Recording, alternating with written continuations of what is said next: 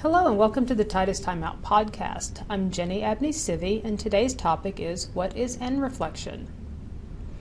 In a previous podcast, we discussed how the NC data is calculated from the product sound power using AHRI 885, and I worked on examples showing radiated sound. I mentioned discharge sound attenuation a little, but I didn't go into much detail. So first, as a reminder, the NC number in the catalog is not a measured number.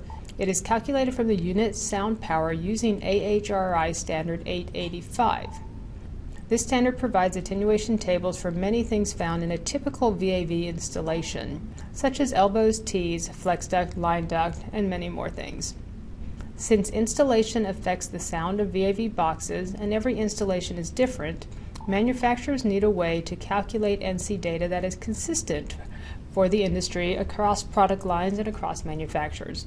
So AHRI is that standard. It tells the manufacturers what specific attenuation factors to use to calculate NC data.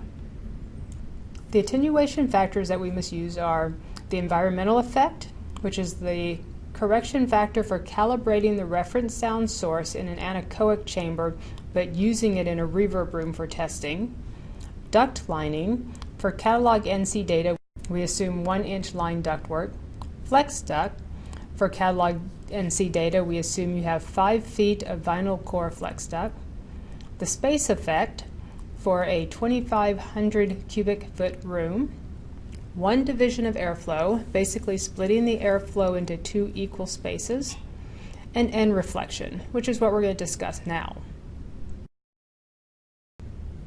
Okay, so let's scoot this up and out of the way a little bit.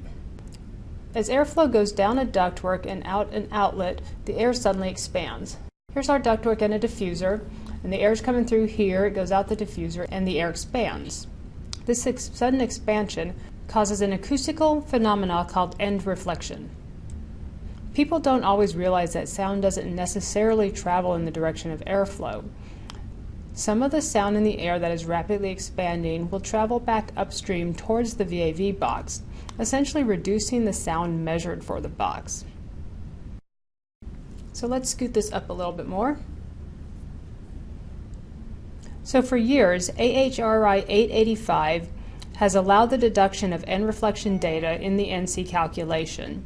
But interestingly, not until the current version of AHRI 880, which is the test method for VAV boxes, which went into effect in January 2012, were manufacturers required to add N reflection back into the raw sound power data that's cataloged.